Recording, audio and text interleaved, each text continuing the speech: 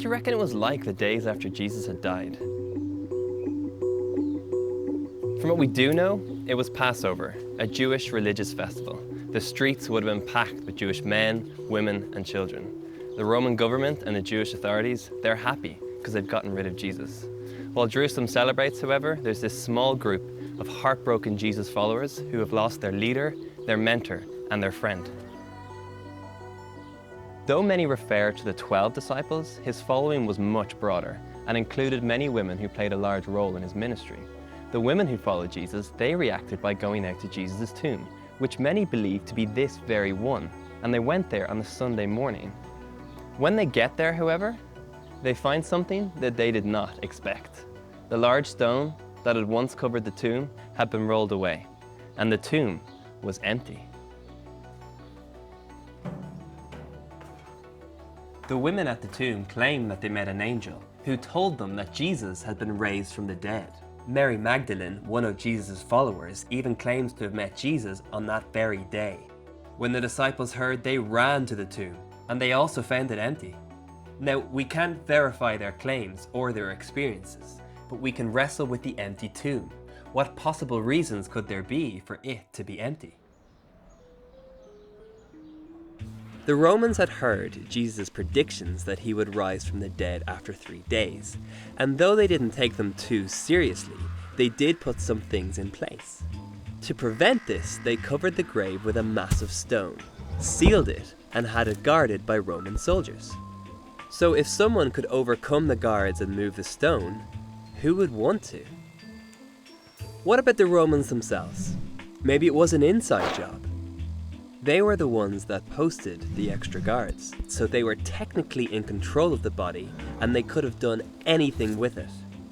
But what would have been their main goal in tampering with Jesus' body? They had already proved their power in killing Jesus and they just wanted him to stay dead and buried. Maybe the Jewish authorities took it. Possible, but again it would be hard to understand why. They were more than happy to have the tomb heavily guarded by the Romans. Also, their plan was to prove that Jesus was just a man and not the Son of God.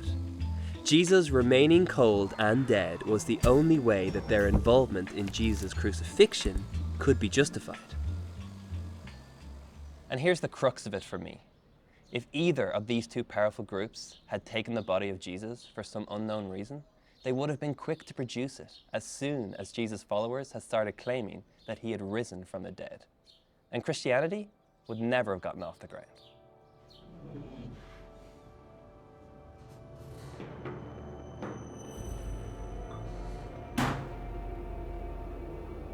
Or maybe it's worth asking, is the resurrection story just made up? Maybe it was an afterthought by the disciples. Like, what if we could get the gospel writer Matthew and interrogate him like this? How does facts hold up? How does story hold true? Of course we can never know, but if Matthew is trying to mislead a group of people and pass off fiction as history, I suggest he makes two huge mistakes. Firstly, he says that Pontius Pilate, a well-known figure at the time, gave permission for Jesus to be buried and instructed guards to watch over it. If the resurrection narrative was just fiction, it would have been incredibly easy for anyone to speak out against it, yet no one ever argued with the details found in Matthew's Gospel. He even goes on to say that this event happened in the tomb belonging to Joseph of Arimathea. Joseph, or any of his surviving family, could have easily have nipped this story in the bud if it was simply made up.